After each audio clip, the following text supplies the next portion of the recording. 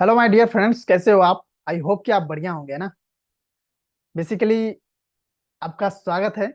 Welcome to agriculture पाठशाला channel में। ठीक है। तो आज हम लोग पढ़ने वाले हैं एग्रोक्लाइमेटिकल जोन के बारे में। ठीक है। आप सभी को पता है कि हमने आपको बोला था कि हम लोग आगे जो पढ़ने वाले हैं क्रॉप रोटेशन के बारे में पढ़ने वाले हैं, एग्रीकल्चर फार्मिंग के बारे में पढ़ने वाले हैं ना, इंटरक्रॉपिंग के बारे में पढ़ रहे हैं। लेकिन उससे पढ़ने से इम्पोर्टेंट है कि हमें पहले पता होना चाहिए कि हम लोग का जोन किस किस जोन में आता है, कौन सा स्टेट। ठीक है। उन चीजों को पढ़ना जरूरी है, तभी उससे पता चल पाता है कि क्या क्लाइमेट होगा, क्या सॉइल का होगा, है ना। हर चीजें उससे पता चलती है जब हम जोन पढ़ते हैं, तो उसमें हम आगे चीज आपको बताएंगे जैसे जैसे हम लोग आगे बढ़ते जाएंगे। ठीक है। पढ़ाई आगे आगे स्लाइड हमारे शेयर होगा। लेकिन अगर आप हमारे चैनल पे नए हैं, पहली बार आए हुए हैं, आप पहले तो लाइक शेयर और सब्सक्राइब कर दें। ठीक है। इससे क्या होता है ना कि आपका मेरे पर हेल्प मिल जाता है, और दूसरा नंबर हमें मोटिवेट मिलता है, मोटिवेशन मिलता है, ताकि हम आपके लिए बेहतर से बेहतर कंटेंट लाएं और हम आपके लिए ज्यादा से ज्यादा अपना एफर्ट्स लगा सकें। ठीक है जी। ओके। तो हम बिना देरी का अपना स्क्रीन शेयर कर रहे हैं, और आज हम जो आपको बताएं तो जैसा कि हम पढ़ने वाले हैं क्या, कि एग्रो क्लाइमेटिकल जोन। ठीक है जी। आई थिंक आपको शो हो रहा होगा स्क्रीन, है ना। शो हो रहा होगा। जैसे कि सबसे पहले वेलकम टू एग्रीकल्चर पाठशाला चैनल। ठीक है। आप लोगों का स्वागत है हमारे पाठशाला चैनल पे, एग्रीकल्चर पाठशाला चैनल पे। ठीक है। आज जो हम पढ़ने वाले हैं एग्रो क्लाइमेटिकल जो, अगर आप हमारे नए अगर आप हमारे इस चैनल पे आए हैं, ठीक है, तो आप हमें लाइक और शेयर कर सकते हैं। ठीक है। इसमें आपका कोई नुकसान नहीं होगा, लेकिन हमें थोड़ा सा मोटिवेट मिल जाएगा। ठीक है। तो आप कर सकते हैं। ओके। तो आज का जो मेरा टॉपिक है एग्रो क्लाइमेटिक जोन के बारे में। ठीक है। ओके। तो नेक्स्ट कर रहे हैं। अच्छा, एक चीज आप लोगों को ध्यान देना है क्या, कि अगर आप मेरे पिछले जितने भी हैं सेशंस, अगर आपने उसे अटेंड नहीं किया है, तो आप पहले उसे अटेंड करें और एक डायरी पेन में नोट्स जरूर बनाते जाएं, ताकि आपको काफी हेल्प मिलेगा। और जितने भी हैं आपको कंपटीशन एग्जाम, सारे इन चीजों में आपको हेल्प मिलने वाला है। तो आप जाकर के वीडियो देखें, आपको काफी हेल्प मिलेगा। ठीक है जी। ओके। नेक्स्ट। आपको आई थिंक यहाँ पर शो नहीं हो रहा होगा ये फोटो वीडियो के वजह से। चलिए, हम आज पढ़ने वाले हैं तीन तरह के प्लानिंग कमीशन या इंस्टीट्यूट के बारे में। ठीक है। जो कि हमें जोन के बारे में बताया जाता है, जो हमें जोन को डिवाइड किया है उसके अनुसार, अकॉर्डिंग टू प्लानिंग कमीशन के अनुसार, जैसे 15 जोन में डिवाइड किया गया, उसी तरह आपको आगे भी आएगा कि सॉइल सर्वे एक इंस्टीट्यूट है, उसके अनुसार कितने जोन में डिवाइड किया गया है। ठीक है। वो सारी चीजें आपको क्लियर हम करेंगे। तो पहले हम एक एक करके देखते हैं कि प्लानिंग कमीशन ऑफ इंडिया 1950 में एस्टेब्लिश हुआ था। और इसके जो है ना हेड, इसका जो हेड होता है प्राइम मिनिस्टर होते हैं, जो कि अभी इसका नाम चेंज करके नीति आयोग कर दिया गया है। कब नाम चेंज हुआ है? 2015 में नाम चेंज किया गया था। ठीक है। तो क्या नाम रखा गया था? National national institute of transforming in India. ठीक है। आई थिंक आपको यहाँ तक क्लियर होगा। इसका जो हेड रहता है वो पीएम होते हैं, प्राइम मिनिस्टर साहब होते हैं। और इस प्लानिंग कमीशन जो है ना, उन्हें 15 जोन में डिवाइड किया था। ये आपको याद रखना है, मोस्ट इंपोर्टेंट है। बाद में कि कोई भी याद रहे या ना रहे, इसे तो याद रखने ही रखने हैं, क्योंकि हम लोग जो आगे जो पढ़ने वाले हैं, प्लानिंग कमीशन के अकॉर्डिंग ही हम लोग आगे 15 जोन को पढ़ने वाले हैं। ठीक है। तो आपको ये चीज पता होना चाहिए। चलिए नेक्स्ट करते हैं। ये कितने में डिवाइड है? 15 जोन में डिवाइड है, ये आपको यहाँ पे दिख रहा है। ओके।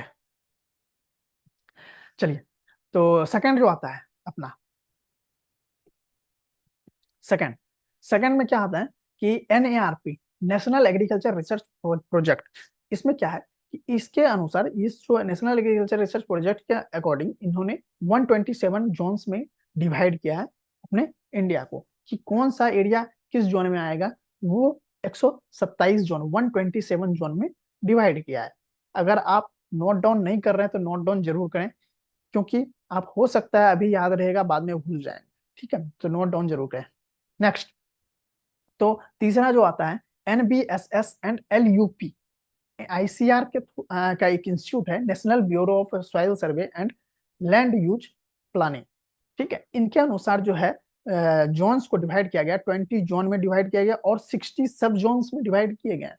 लेकिन आपको हम बताएं तो ये जो 20 जोन्स और 60 सब जोन्स में डिवाइड किए गए, लेकिन हम लोगों को पढ़ना क्या है? हम लोगों को पढ़ना है प्लानिंग कमीशन के अकॉर्डिंग। ठीक है। जो 15 जोन्स दिए हुए थे, जिसको अभी नाम चेंज करके नीति आयोग कर दिया, और उसके हेड कौन होते हैं? प्राइम मिनिस्टर साहब होते हैं, प्रधानमंत्री होते हैं। ठीक है, ओके जी। चलिए, हम लोग पढ़ने के आने वाले हैं। सबसे पहले आज हम बिहार को पढ़ने वाले हैं, बिहार को देखने वाले हैं कि बिहार को कितने जोन्स में डिवाइड किया गया है ना।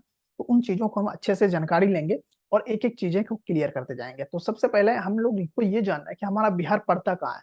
सबसे पहले तो हमें यही जानना है कि हमारा बिहार किस एरिया में, किस क्षेत्र में पड़ता है। ठीक है, तो इसमें आपको दिख रहा होगा कि हमारा जो बिहार है वो ईस्ट साइड में और थोड़ा सा नॉर्थ साइड साइड में है। ठीक है, तो हम इसे कह सकते हैं हमारा जो बिहार पड़ता है नॉर्थ ईस्ट में पड़ता है। ठीक है, आपको आई थिंक यहाँ तक क्लियर हुआ होगा सारी चीजें। अब इसमें से अगर आप जीके के स्टूडेंट होंगे, अगर आप जीके की तैयारी करते होंगे साथ में साथ एग्रीकल्चर के साथ साथ, तो आपको पता रहना चाहिए कि हमारा जो इंटरनेशनल बॉर्डर किससे शेयर करता है, हमारे जो बिहार का जो सीमा है वो कौन कौन से स्टेट के साथ साझा करता है। जैसे आपको थोड़ा सा बताए तो पूरब में जो साझा करता है, पूरब में जो साझा करता है अपना बिहार, वो करता है अपना पश्चिम बंगाल से। और जो हमारा पश्चिम में है, वेस्ट साइड में वो यूपी से करता है। और जो हमारा उत्तर में है वो नेपाल से साझा करता है। सबसे बड़ी बात यह है कि हमारा इंटरनेशनल बॉर्डर साझा हो रहा है, ठीक है, नेपाल से। और अपना जो दक्षिण साइड है, साउथर्न साइड, उधर हम लोग झारखंड से साझा करते हैं। ये चीज आपको बेसिक बेसिक चीजें जो है पता होना चाहिए। और इसमें आपको ये भी पूछा जाएगा कि गंगा नदी किस किस कौन कौन से डिस्ट्रिक्ट के होकर गुजरती है। ठीक है, वो चीज आपको याद रखनी है। ये सब जीके का पार्ट है, तो आपको पता होना चाहिए। ठीक है, और कौन कौन से स्टेट के साथ, या कौन कौन से, हाँ, कितने डिस्ट्रिक्ट जो है किस किस स्टेट के साथ सीमा साझा करता है, ये सब आपको जीके का पार्ट है, वो आपको पता होना चाहिए। ठीक है, अगर हम कभी अगर मौका मिला जीके पढ़ाने का तो हम आपको सारी चीजें बताएंगे। ठीक है जी, चलिए आइए हम बिहार को पढ़ते हैं। बिहार जो अपना आता है फोर्थ जोन में आता है। वो जो प्लानिंग कमीशन के अनुसार जो 15 जोन है उसमें से चौथा जो जोन आता है वो अपना बिहार आता है। उसमें बताया गया है क्या है कि मिड जो गंगा रीजन होता है, ठीक है, mid Ganga region, mid Gangetic region, मध्य गंगा क्षेत्र। ठीक है, नीति आयोग के अनुसार फोर्थ जोन में अपना पड़ता है बिहार। आई होप कि आपको बिहार इसलिए हम पढ़ा रहे हैं ताकि आपको एग्रीकल्चर कोऑर्डिनेटर का रिसेंट में एग्जाम आने वाला है, उसमें हो सकता है आपको क्वेश्चन यहाँ से बने ही बने। क्योंकि आपको बताएं तो सीटेट, सीटेट नहीं सॉरी, स्टेट, जो स्टेट है एग्रीकल्चर का जो हुआ था उसमें पूछा गया था कि बिहार में कितने जोन है। ठीक है, तो वो चीजें आपको पता होना चाहिए, तभी आप करके आ पाएंगे। ठीक है, तो हम लोग नेक्स्ट करते हैं, देखते हैं आगे क्या है। बिहार, बिहार को हम लोग अच्छे से बेहतर तरीके से आज पढ़ने वाले हैं। बिहार का जो भौगोलिक क्षेत्र होता है, geographical area of Bihar, geographical area कितना है? 94.2 लाख पर हेक्टेयर। ठीक है जी। और खेती जिसमें कल्टीवेशन क्या होगा, कि जिसमें पे हम लोग खेती करते हैं, कितने जमीन पे हम लोग खेती करते हैं? देखिए, जमीन तो हमारे पास 94.2 लाख है, लेकिन सड़क पे खेती नहीं होता है, क्योंकि आपको बताए तो कि, उसमें उसी 94.2 लाख हेक्टेयर में ही बहुत सारी चीज बने हैं, मकान बने हुए हैं, और उसमें सड़क है, बंजर है बहुत सारी जमीन की, काफी तो जंगल है। खेती योग्य नहीं है। खेती योग्य हमारे पास कितना है? 56.4 लाख पर हेक्टेयर। ये चीज आपको पता होना चाहिए। और एरीगेटेड क्षेत्र कितना में हम लोग, एरीगेटेड क्षेत्र है जो अपने पास, वो है 35.2 लाख पर हेक्टेयर। ठीक है जी, आई थिंक आपको यहाँ तक क्लियर हुआ होगा।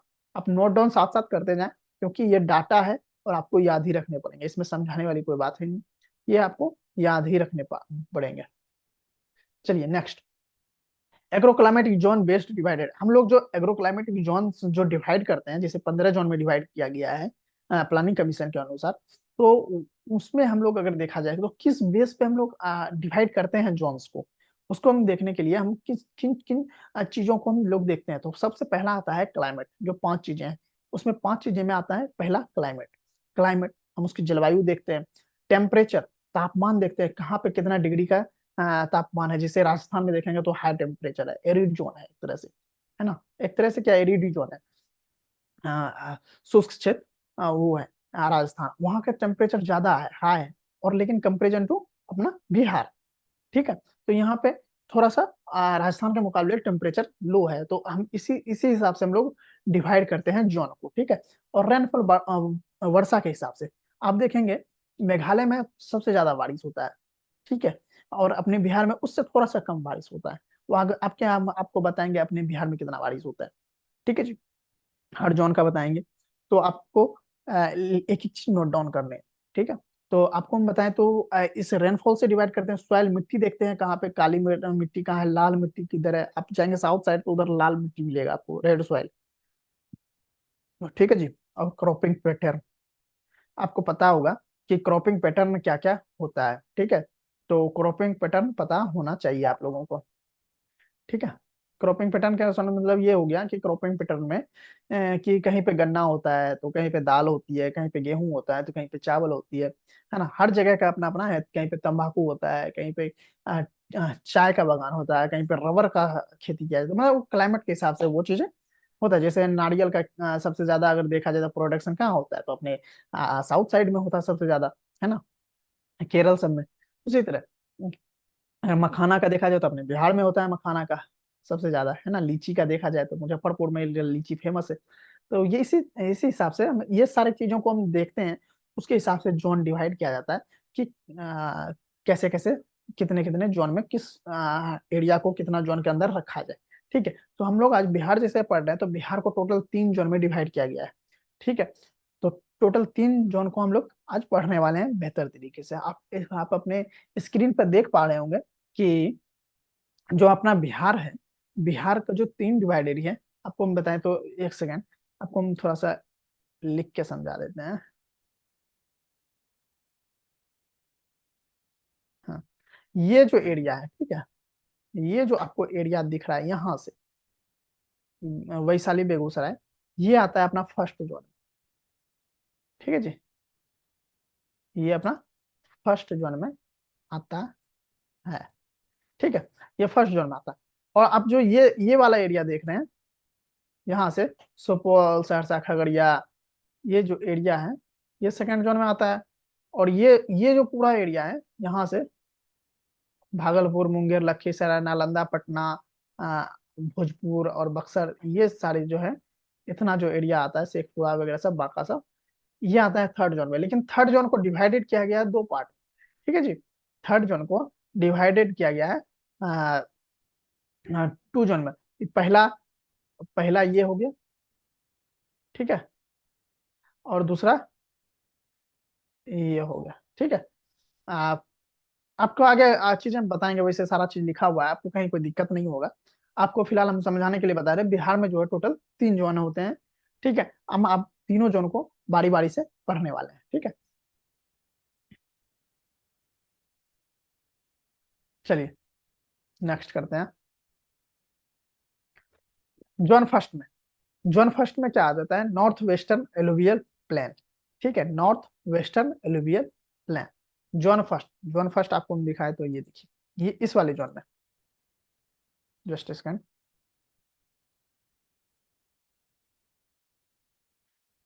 ये वाला जो जोन है यहाँ तक, यहाँ तक, सॉरी, यहाँ तक, ये जो फर्स्ट जोन है, ठीक है।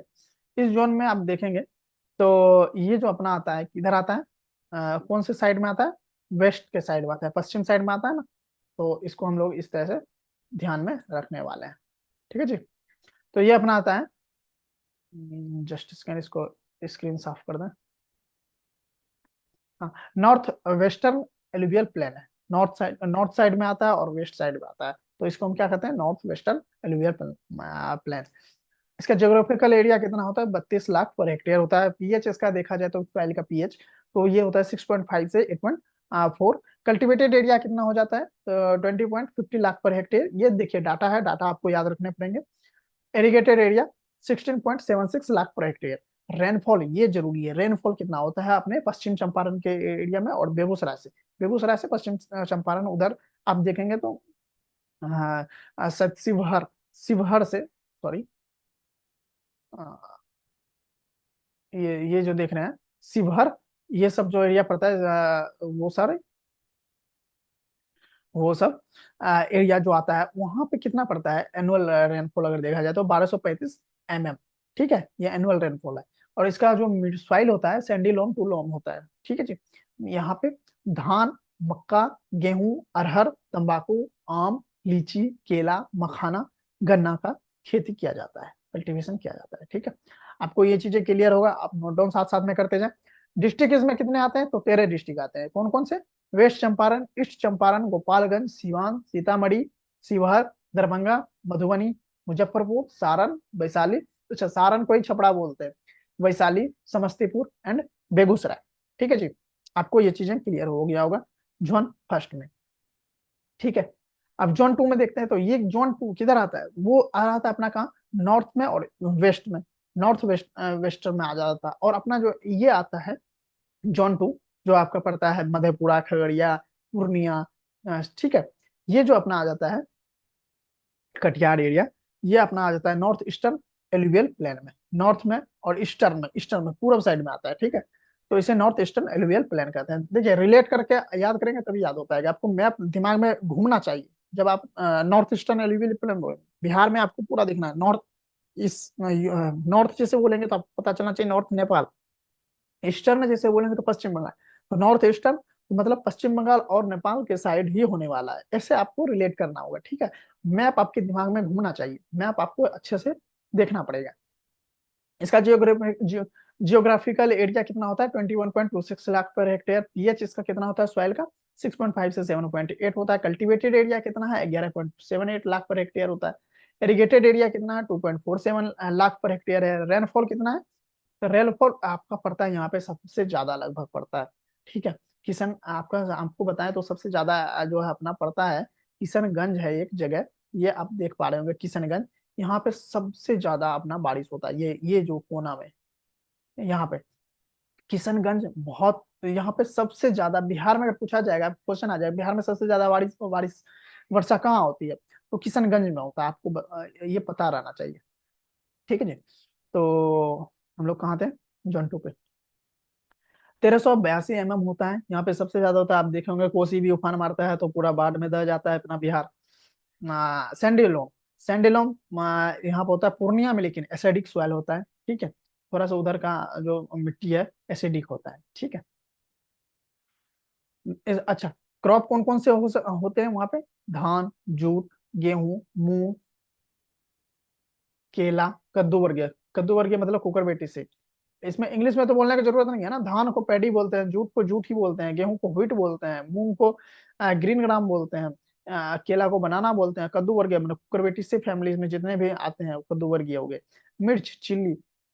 ठीक है, अच्छा, इसमें देखते हैं कि ये सब जो है ना, ये इधर खेती होता है। इन सब जो आपको हम बता रहे हैं, जो लिखा हुआ है।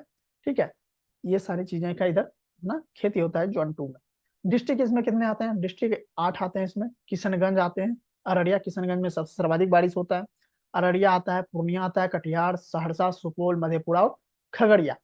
ठीक है जी, ये आपको पता होना चाहिए। ये आपसे पूछ लेगा अगर आप बिहार के स्टूडेंट हैं। अगर बिहार के स्टूडेंट अगर हमें देख रहे हैं तो आपको एक एक डिस्ट्रिक्ट आपको पता होना चाहिए। जैसे सहरसा बोल दिया जाए तो सहरसा कहाँ पड़ता है, तो आपको पता होना चाहिए कि मधेपुरा के बगल में पड़ता है सहरसा, और ये पड़ता है अपना नॉर्थ साइड में। ठीक है, एकदम आपको पता होना चाहिए। माइंड में एकदम मैप घूमना चाहिए आपके।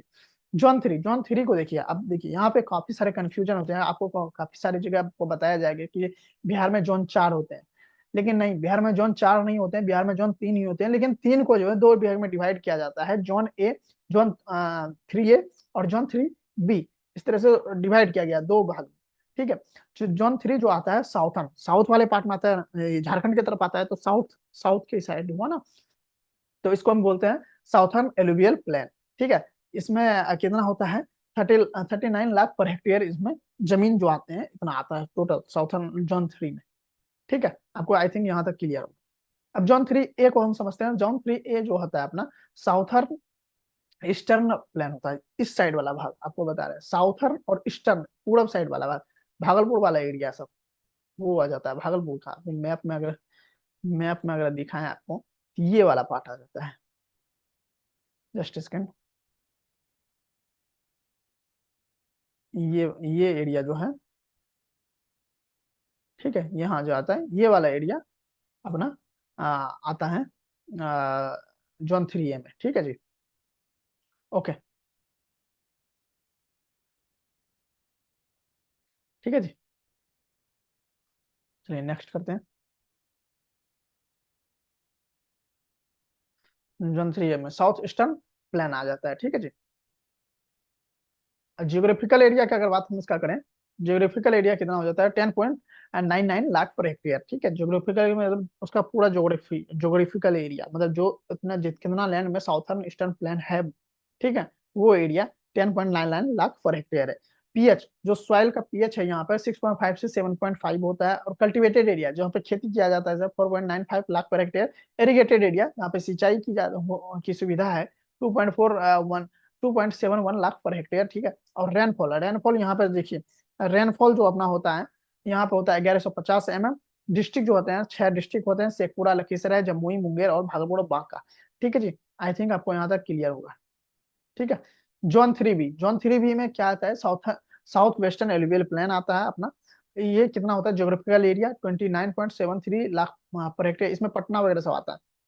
ठीक है, पीएच 6.5 से 8 होता है इसका पीएच। और आपको बताएं तो इस एरिया में ना दाल की खेती बहुत ज्यादा होती है, दाल की, धान की, ये सब की खेती ज्यादा होता है।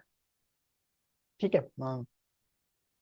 वैसे दाल की खेती आपको वेस्ट ईस्टर्न, ये नॉर्थ ईस्टर्न में जो पश्चिम चंपारण क्षेत्र है ना, उसमें भी दाल बहुत ज्यादा होता है। ठीक है, आपको लेकिन इस साइड में भी दाल और तिलहन ये सब चीजें का आपको देखने का मिलता है। कल्टिवेटेड एरिया कितना है अपना 17.15 लाख पर हेक्टेयर। एरिगेटेड एरिया कितना है 13.26 लाख पर हेक्टेयर। रेनफॉल कितना है 1097 mm। यहाँ पे काफी कम वर्षा होता है अपने बिहार में, इस एरिया में, क्योंकि आप देखेंगे इधर तो गया सब आ जाता है ना, तो पठार वगैरह सब ज्यादा होते हैं, पहाड़ी एरिया है। तो यहाँ पे ना सूखा काफी काफी रहता है, लेकिन ये अगर टूरिस्ट के लिए देखा जाए तो काफी बढ़िया प्लेस है। ठीक है जी, यहीं पे अपना गौतम बुद्ध जो है उनको ज्ञान की प्राप्ति हुआ था, गौतम बुद्ध को, गया में। ठीक है जी, आइए देखते हैं। वो मिट्टी कैसी होती है, सैंडी लोमी होती है। और यहाँ पे कौन कौन सी क्रॉप के प्रोडक्शन होती है, खेती होती है। ठीक है, धान का होता है, गेहूं का होता है, चना, मसूर, सूरजमुखी, आम, आलू और दियारा कल्टीवेशन। दियारा कल्टीवेशन वो हो गया खेती जिसमें हम लोग जैसे बाढ़ आती है, गंगा या बाढ़ आता है ना, बाढ़, बाढ़ को खत्म होने के बाद जो अवसाद जो आ जाते हैं बाढ़ के साथ, उसमें उस मिट्टी में खेती करना, मतलब नदी के किनारे खेती करना, दियारा खेती कहलाता है। जैसे आप मान लेते हैं आप, गंगा, गंगा जैसे पानी, उसका जब पानी जल स्तर सूखता है तो मिट्टी का अवच्छेद किनारे में जम जाता है काफी सारा, आप समझ रहे होंगे। मिट्टी जो जमा हो जाता है, एलुवियल सॉइल जिसको हम लोग बोलते हैं, ठीक है, हाँ, वहां पर ना दियारा कल्टीवेशन ज्यादा होता है। कुकर बेटी का खेती किया जाता है, मतलब कद्दू वर्गीय जितने भी हैं उनका खेती किया जाता है। इसी को हम दियारा कल्टीवेशन कहते हैं। ठीक है, ये काफी बार पूछा गया क्वेश्चन है, इसलिए हम आपको इस पे जोर देकर बताएं। डिस्ट्रिक्ट है, इसमें कितना है 11 डिस्ट्रिक्ट है, 11 डिस्ट्रिक्ट है। नालंदा है, पटना, गया, नवादा, अरवल, रोहतास, भोजपुर, बक्सर और औरंगाबाद, ये सारे अपना, ठीक है, डिस्ट्रिक्ट आता है। नेक्स्ट करते हैं। अच्छा, यहाँ पे खत्म होगी।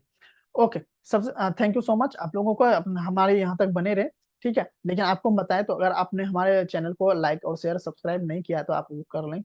ठीक है, अब हम जो जो नेक्स्ट पढ़ने वाले हैं, तो उसमें पढ़ने वाले हैं 15 जो जोन है प्लानिंग कमीशन नीति आयोग के अनुसार, वो हम 15 जोन को पढ़ने का कोशिश करेंगे। आई होप कि आपको ये बिहार का आज चीजें समझ में आया होगा। आपको काफी यहाँ से क्वेश्चन बनेंगे, क्वेश्चन बन सकता है। टोटल कितने जोन है, तो आप 3 और 4 भी ऑप्शन में रहेगा, लेकिन आपको 3 ऑप्शन में डालने हैं। ठीक है, और 3 को ही 2 भाग में डिवाइड किया गया, जब वो ऑप्शन जब वहां पर रहेगा उस हिसाब से आप लोग को आंसर करना है। अगर 3 ऑप्शन में नहीं रहा तब 4 आपको डालने हैं। ठीक है, लेकिन अगर 3 ऑप्शन में रहे तो 3 ही डालने हैं। तो इन सब चीजों पर आपको ध्यान दे रखना है। ओके जी, अब हम आपसे विदा लेते हैं। पढ़ते रहिए, स्वस्थ रहिए और मस्त रहिए। और आपके लिए एक चीज लेकर के हम आए हुए हैं, वो क्या है, वो क्या है कि हम आप लोगों के लिए क्या सोच रहे हैं कि ऑब्जेक्टिव टाइप जो क्वेश्चन होता है ना, ऑब्जेक्टिव टाइप क्वेश्चन जो होता है वो हम आपके लिए लेके आए हैं। ठीक है, और कोशिश करेंगे वो जल्दी आपको प्रोवाइड किया जाए यूट्यूब पर। ठीक है, तो आप वहां से काफी सारी चीजें हैं कि देख सकते हैं कि जितने भी ऑल स्टेट एग्रीकल्चर एग्जाम है वो सब चीजों के लिए ऑब्जेक्टिव क्वेश्चन देगा। तो वो चीजें भी अपलोड किया जाएगा यूट्यूब पे, हमारी इस पाठशाला चैनल पे। तो आप वो भी देख सकते हैं, आपको काफी चीजें हेल्प मिलेगी, पता चलेगा कि क्वेश्चन किस टाइप से आता है। ठीक है जी, okay, bye bye, take care, मिलते, आ, पढ़ते रहिए, स्वस्थ रहिए, मस्त रहिए। ओके जी, बाय बाय, टेक केयर।